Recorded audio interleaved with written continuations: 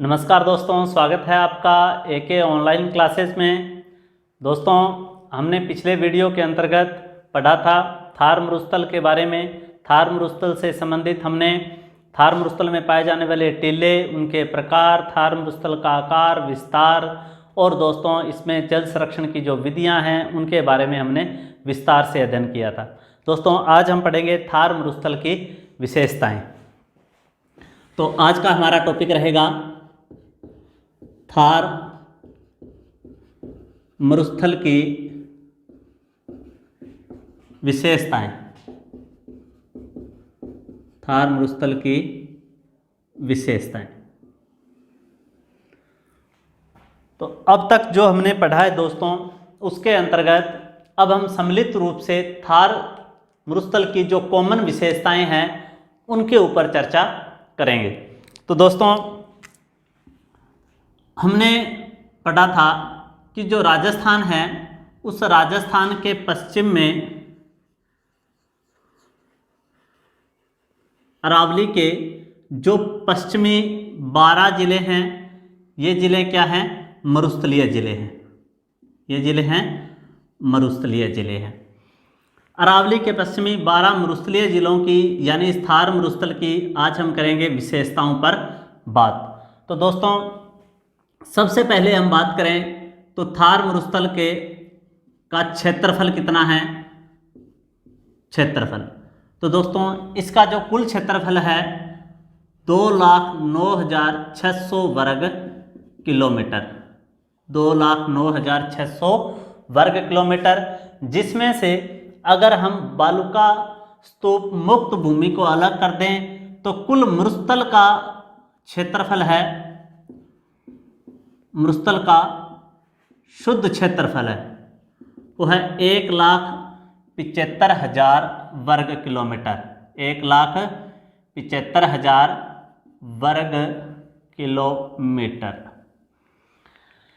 यानी अरावली के पश्चिम में पाए जाने वाला संपूर्ण लगभग 60% जो क्षेत्र है वो मरुस्थलीय है राजस्थान का। उस संपूर्ण मरुस्थलीय क्षेत्र का अगर हम देखें क्षेत्रफल 2,09,600 वर्ग किलोमीटर है। उसमें से अगर हम बालुका स्तूप मुक्त भूमि या इस क्षेत्र में पाए जाने वाली चट्टानों आदि को छोड़कर संपूर्ण शुद्ध मरुस्थल की बात करें तो वो टोटल कितना है? 1,75,000 वर्ग किलोमीटर का क्षेत्र है और ये पूर्ण रूप से शुद्ध मरुस्थलीय क्षेत्रफल है। अगर हम बात करें इसके पूरे क्षेत्रफल के अंतर्गत प्रतिशत की, तो इसका कुल जो क्षेत्रफल का प्रतिशत है वो है 61.11% क्षेत्र है। 61.11% क्षेत्र।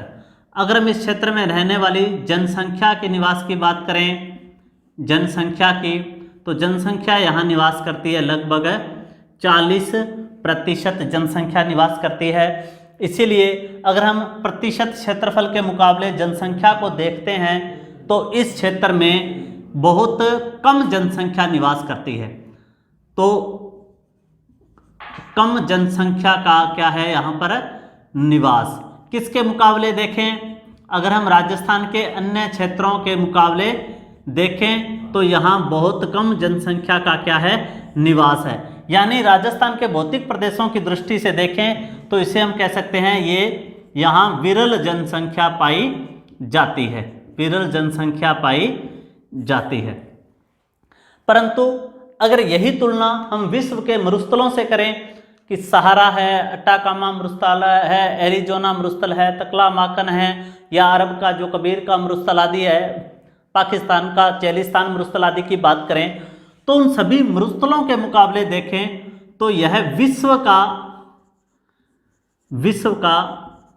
सबसे घना बसा हुआ मरुस्थल, सबसे घना बसा हुआ मरुस्थल है। विश्व का क्या है? सबसे घना बसा हुआ मरुस्थल है। विश्व में सबसे घना कौन सा मरुस्थल बसा है? तो विश्व के अगर आप अन्य मरुस्थलों में देखेंगे तो वहाँ जनसंख्या के निवास करने के लिए जो मानवीय परिस्थितियाँ हैं वो बहुत कम पाई जाती हैं। उनके मुकाबले राजस्थान का जो थार मरुस्थल है यहाँ उन परिस्थितियों से तुलना करें तो परिस्थितियां अधिक उपयुक्त हैं, जिससे विश्व के मरुस्थलों में देखें तो सबसे ज़्यादा जनसंख्या हमारे थार मरुस्थल में पाई जाती है। फिर दूसरी बात करें यहाँ पर तो खनिजों की दृष्टि से, खनिजों की दृष्टि से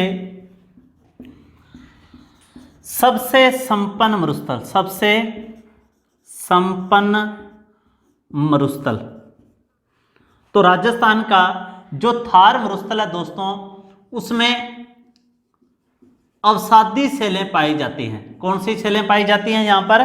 तो आप इस क्षेत्र में देखें तो यहाँ अवसादी सेलें पाई जाती हैं। अवसादी सेलों का जमाव है और इन अवसादी सेलों के अंतर्गत कोयला, पेट्रोल यानी कच्चा तेल और प्राकृतिक गैस,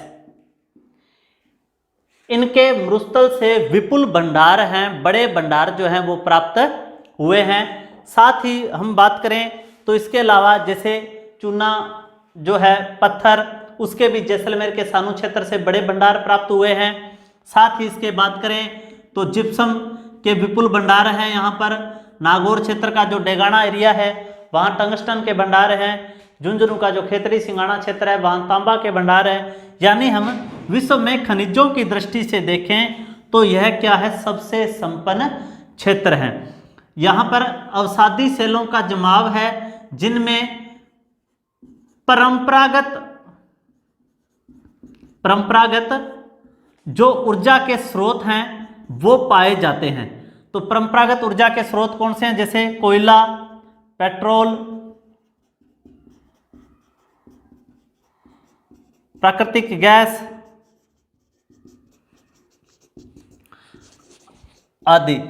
तो आपसे पूछे, मरुस्थल जो है वो परंपरागत ऊर्जा स्रोतों का भंडार है, परंतु अगर हम साथ ही बात करें कि जो ऊर्जा के गैर परंपरागत स्रोत हैं, जैसे सौर ऊर्जा, बायोगैस है, बायोमास है, पवन ऊर्जा है, तो थार मरुस्थल उनकी दृष्टि से भी बहुत संपन्न है। इसीलिए अगर हम देखें तो राजस्थान के जितने भी भौतिक प्रदेश हैं उन भौतिक प्रदेशों की तुलना में यह परंपरागत व गैर परंपरागत ऊर्जा संसाधनों की दृष्टि से राजस्थान का सर्वाधिक संपन्न भौतिक प्रदेश है।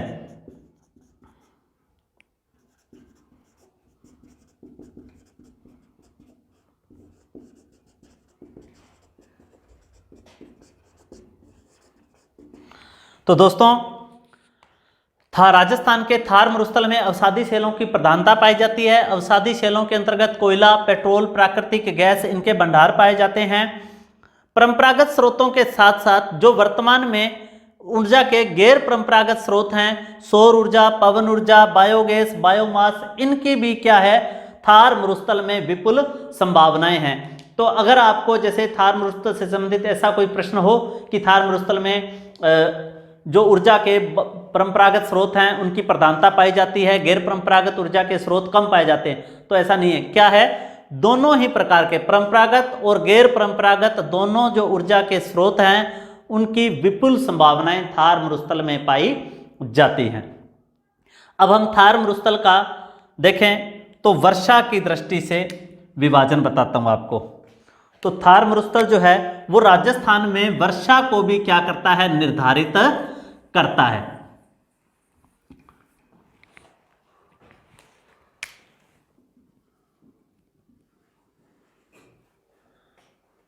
ये जो पश्चिमी मरुस्थल के जो मुख्यतः 4 जिले हैं राजस्थान में दोस्तों, ये क्षेत्र कहलाता है राजस्थान का शुष्क मरुस्थल, जिसमें मुख्य शामिल जिला है जैसलमेर। जिसमें मुख्य शामिल जिला कौन सा है? जैसलमेर है।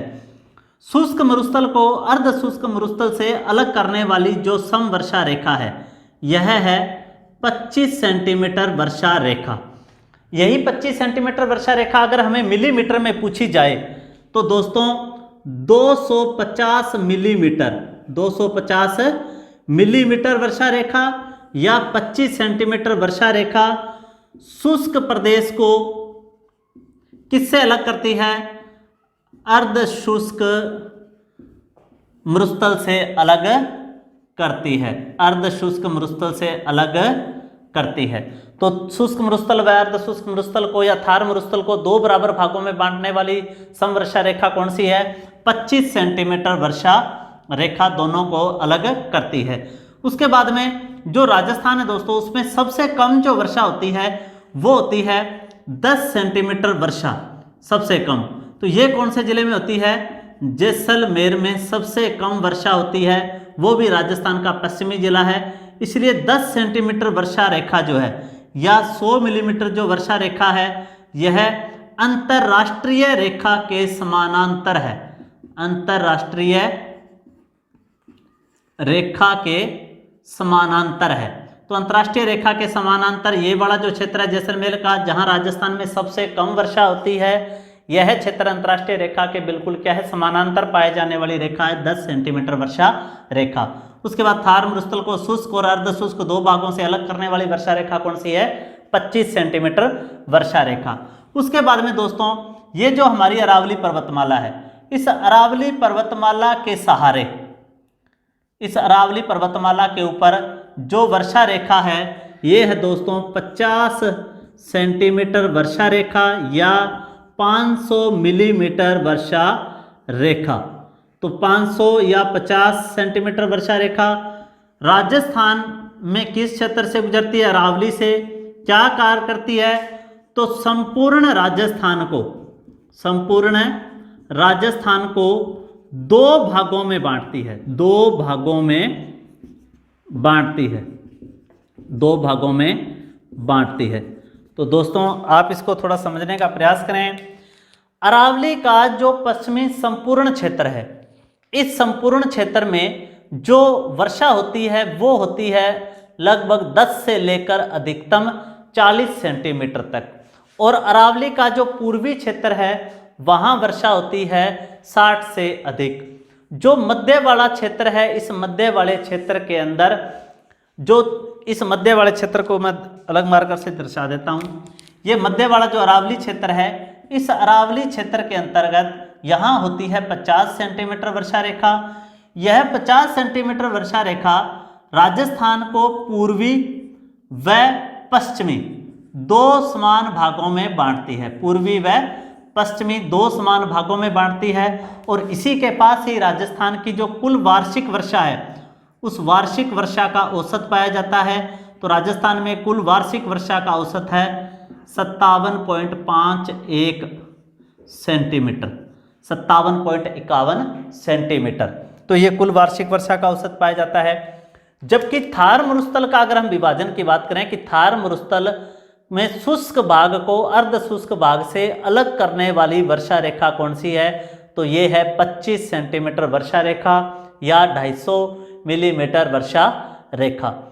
ये जो हमारी अंतर्राष्ट्रीय बॉर्डर है, जो जैसलमेर, बीकानेर, बाड़मेर जिले इसमें स्थित हैं, इस बॉर्डर के समानांतर जो गुजरने वाली वर्षा रेखा है वो है 10 सेंटीमीटर वर्षा रेखा या 100 मिलीमीटर वर्षा रेखा।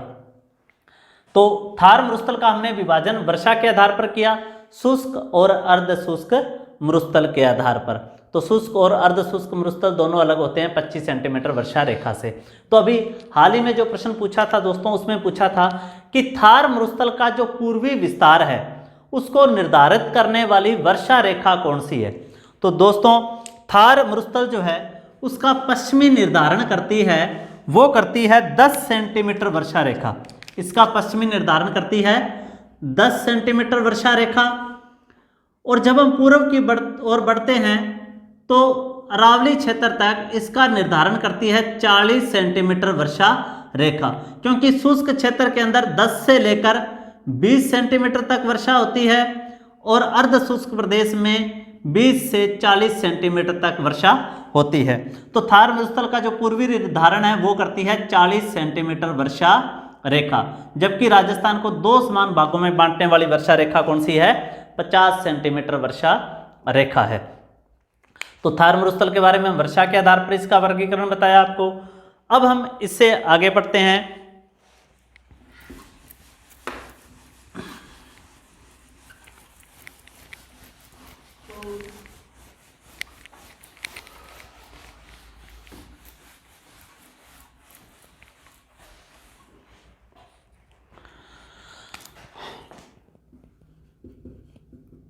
थार मरुस्थल में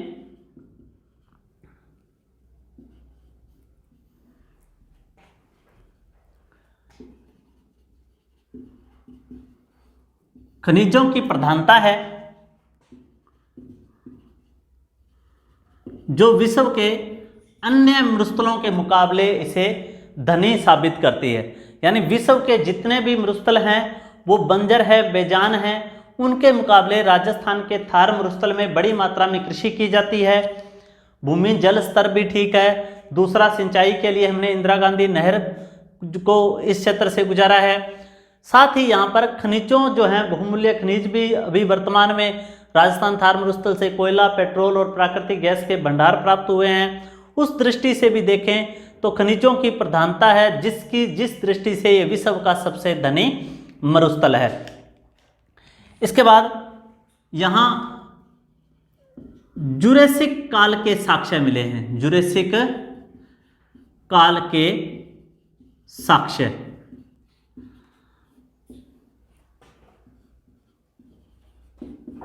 आक्कल wood fossils park. Akal wood fossils park स्थापित किया गया है आक्कल गांव, जैसलमेर में। आक्कल गांव जैसलमेर में स्थापित किया गया है। ये जो आक्कल गांव है, इस आक्कल गांव में यहाँ 18 करोड़ वर्ष पुराने काष्ठ यानी लकड़ी के साक्ष्य प्राप्त होते हैं, जिससे इस क्षेत्र की प्राचीनता का पता चलता है। इसी आधार पर ही इस क्षेत्र में कोयले जो है उसकी खोज को अंजाम दिया गया है, कोयले की खोज जो है वो की गई है। तो आक्कल वुड फॉसिल्स पार्क का, या इसे हम कहते हैं काष्ठ जीवाश्म पार्क, काष्ठ जीवाश्म पार्क। इसकी स्थापना कहाँ हुई, कहाँ है ये? तो काष्ठ जीवाश्म पार्क जो है, आक्कल वुड फॉसिल्स पार्क है, वो आक्कल गांव जैसलमेर में स्थित है। इसी के साथ मरुस्थलीकरण के प्रभाव को रोकने के लिए यहाँ गांव है कुलधरा, कुलधरा गांव जैसलमेर में यहाँ स्थापित किया गया है दोस्तों cactus garden, cactus garden, cactus garden, या कैक्टस को बोलते हैं नागफणी। तो कैक्टस या नागफणी जो है इस क्षेत्र के अंदर उसके संबंधित पार्क बनाया गया है। कुलधरा गांव जैसलमेर के अंदर कैक्टस गार्डन स्थापित किया गया है। इसी के अलावा पिछले वीडियो में आपको मैंने काजरी,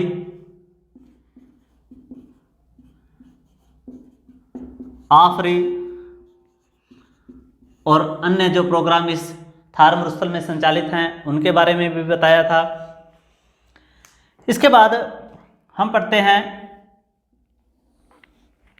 कि जो थार मरुस्थल है